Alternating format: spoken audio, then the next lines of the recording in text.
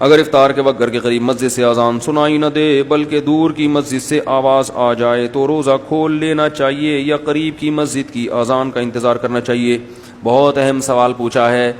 یاد رکھو روزہ کھولنے کا تعلق اذان سے نہیں ہے, سورج کے غروب ہونے سے ہے.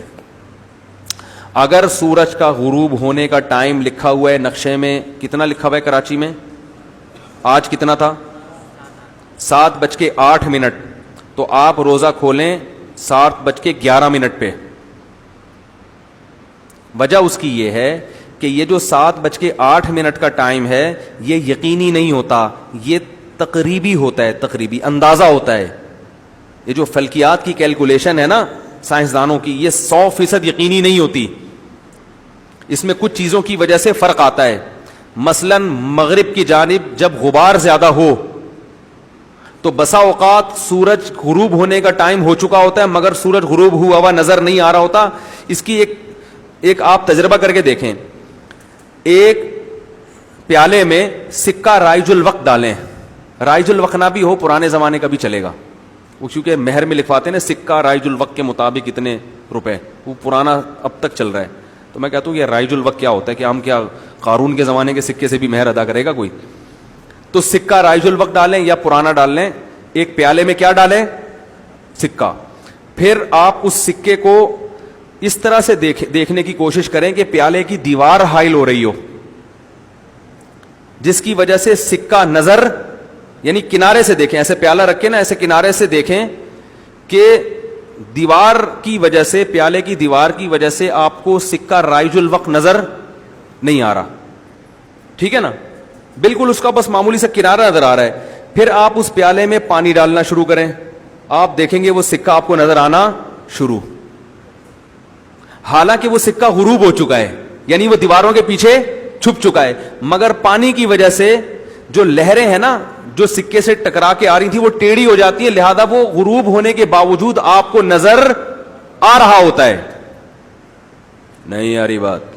یہی حال بالکل سورج کا ہوتا ہے کہ سورج زمین کے ارلی جانب, پنجابی میں کہتے ہیں نا ارلی جانب جا کے ڈوب چکا ہوتا ہے, لیکن مغرب کی سمت میں غبار اتنا ہوتا ہے کہ ڈوبنے کے باوجود وہ بسا اوقات آپ کو نظر آ رہا ہوتا ہے.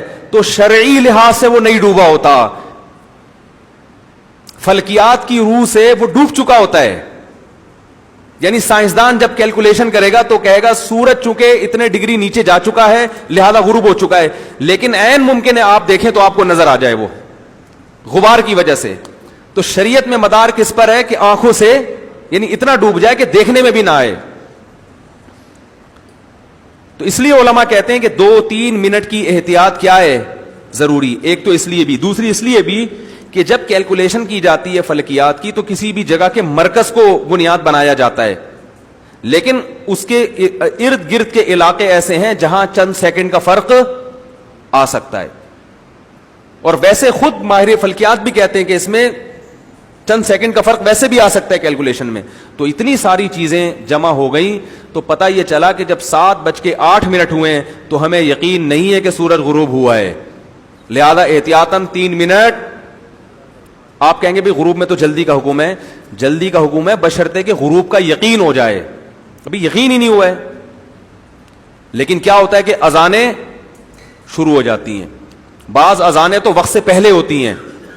ہمارے مسجد میں الحمدللہ اذان 2-3 منٹ کے بعد ہوتی ہے, ہم نے پابند بنایا ہوا ہے. تو میں دیکھتا ہوں کہ دوسری اذانیں ابھی 7:08 ہوئے بھی نہیں ہوتے کہ اذانیں شروع ہو جاتی ہیں, کیونکہ مؤذن کی اپنی گھڑی وہ صحیح نہیں ہوتی. تو بہت ساری چیزیں ہیں, تو اس کا رعایت کرنی چاہیے. سارا دن کے روزے کو ایک مؤذن کی ٹیکنیکل غلطی کی وجہ سے خراب مت کریں.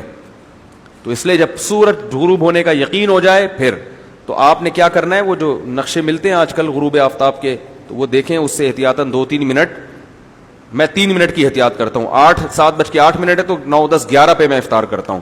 اس میں یقین ہو جاتا ہے بھائی اب ڈوب گیا ہوگا. نہیں آ رہی سمجھ میں؟ آ رہی ہے الحمدللہ.